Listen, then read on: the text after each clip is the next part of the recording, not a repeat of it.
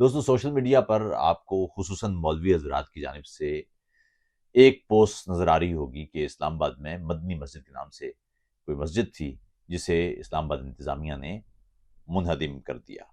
اب یہ معاملہ کیا ہے اصل میں؟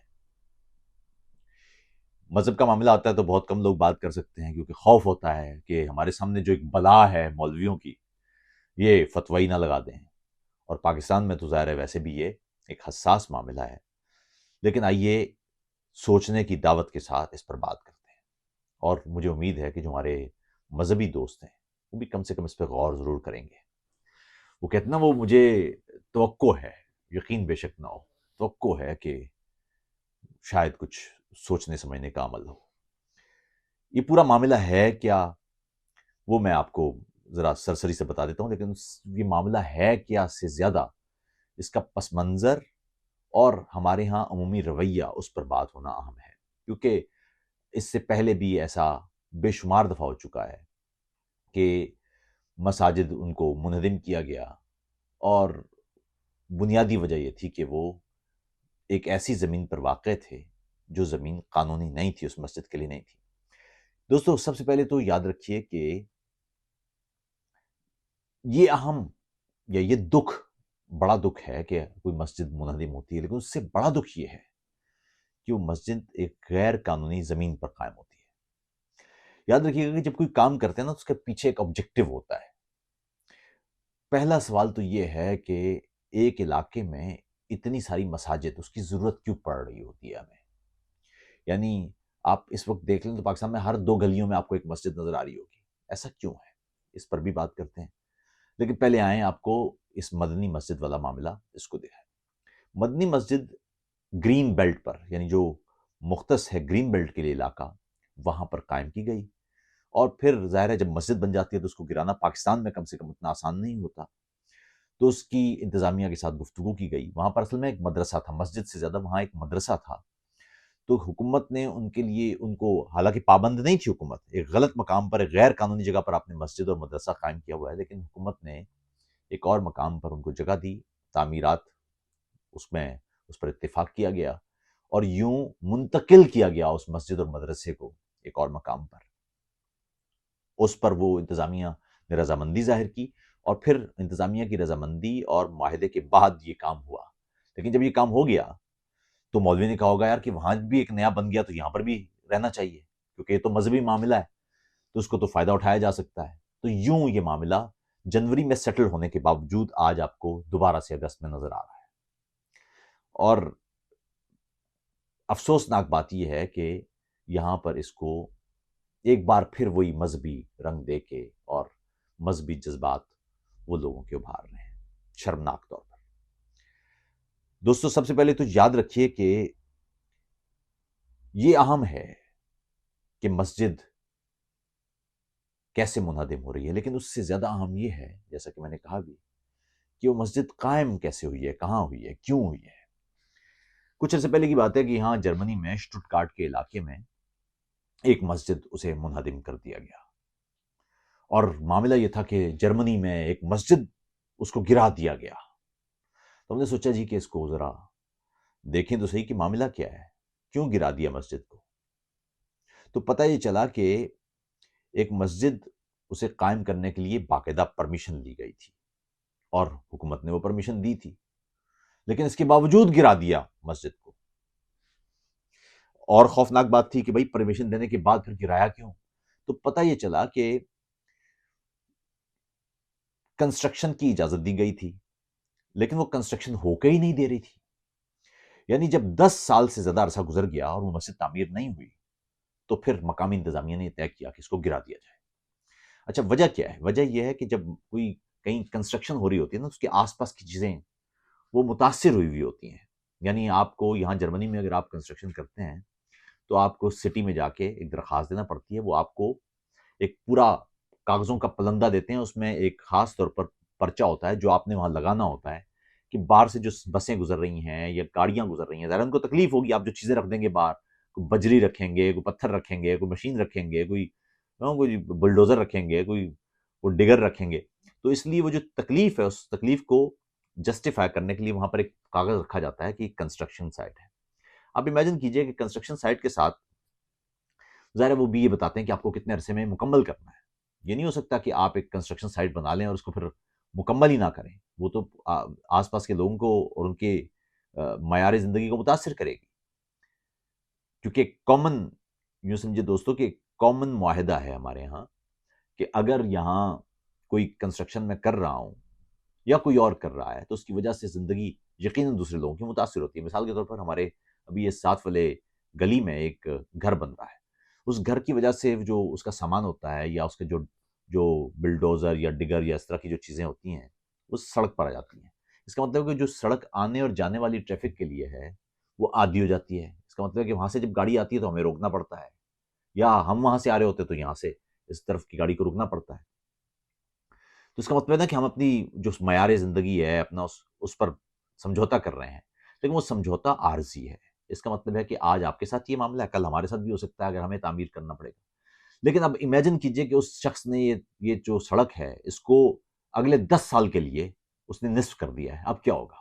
وہ تکلیف، وہ پھر معیار زندگی پر سمجھوتا مستقل ہو جائے گا، اور ریاست کی ذمہ داری ہے کہ اس کو انشور کرے کہ کیوں ہے. تو مسجد کا بھی یہ معاملہ ہوا، جب 10 سال گزر گئے پرمیشن کے باوجود، پرمیشن میں طے کیے گئے دورانیہ مکمل ہونے کے باوجود، اس کی انتظامیہ کو بار بار مطلع کرنے کے باوجود، کیونکہ یہاں تو دیکھا نا دھندا ہے، اگر مسجد مکمل ہو جائے گی پھر تو چندہ نہیں ملے گا.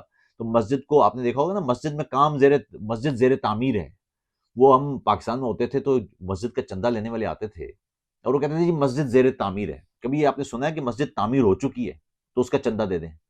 چندہ تو مسجد زیر تعمیر پہ ملتا ہے، تو بجری لا کے پھینک دیں اور پھر چندہ لینا شروع کر دیں. نہ اس کا کوئی آڈٹ ہے نہ کچھ معاملہ ہے. تو وہ مسجد یہاں اسٹٹگارٹ میں اسے گرا دیا گیا، بار بار کی تنبیہ کے باوجود، بار بار کے پرچوں کے باوجود، بار بار کی درخواست کے باوجود.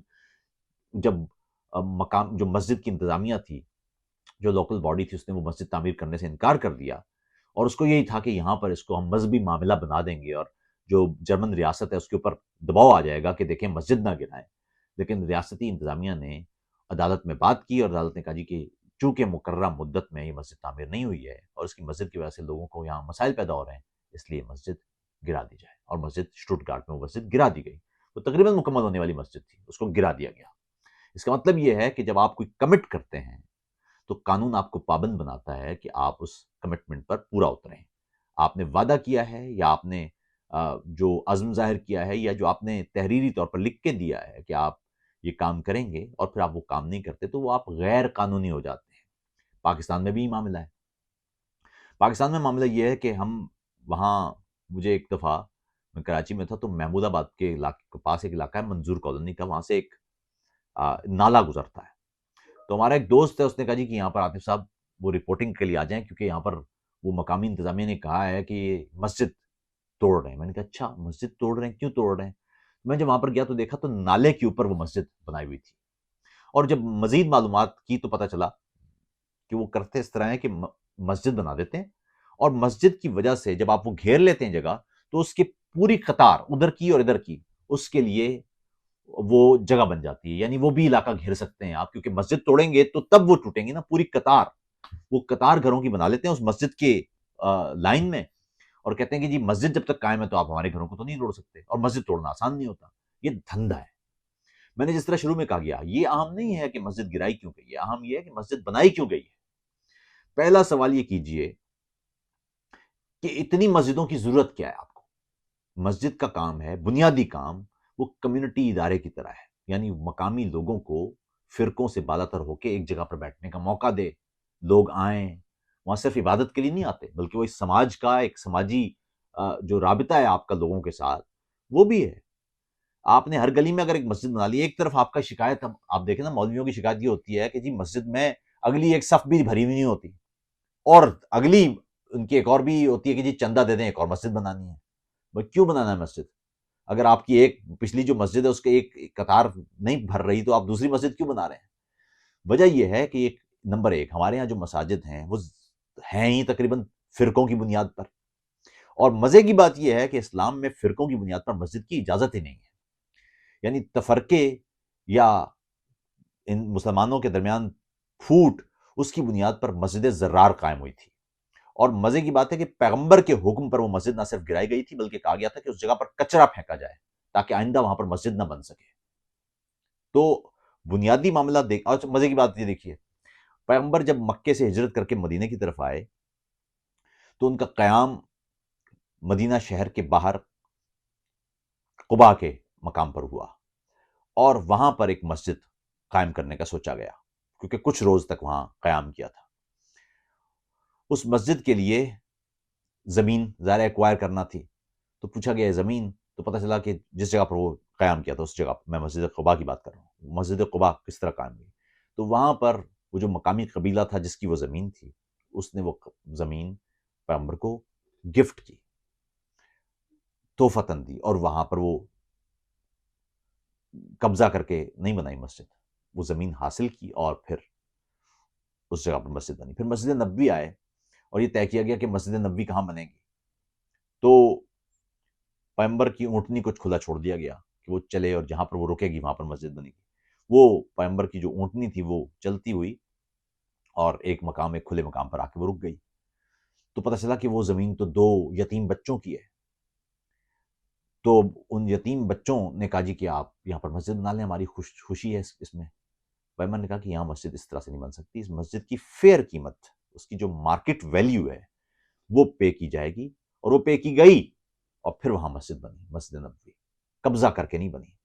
تو مسجد زمین یعنی قبضہ کر کے زمین پر مسجد بنانا تو خود سنت سے متصادم ہے بھائی. یہ تو قانون کی خلاف ورزی بھی ہے اور یہ مذہب کی خلاف ورزی بھی ہے.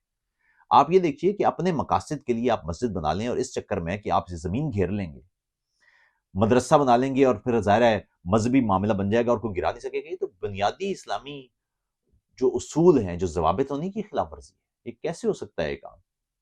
تو مسجد مدنی کا معاملہ یہ ہے کہ اسلام آباد میں اس وقت جو لال مسجد ہے، جو میرے خیال میں تفرقے اور مسلمانوں کے خلاف سازش کا ایک گڑھ بن چکی ہے ہمیشہ سے، اس کی ریکارڈ یہی ہے. وہاں کلیشنکوف بردار لوگ بھی نظر آ رہے ہوں گے آپ کو، اور وہاں پر نفرت کا پرچار کرتے ہوئے ملا وہ نظر آ رہے ہیں.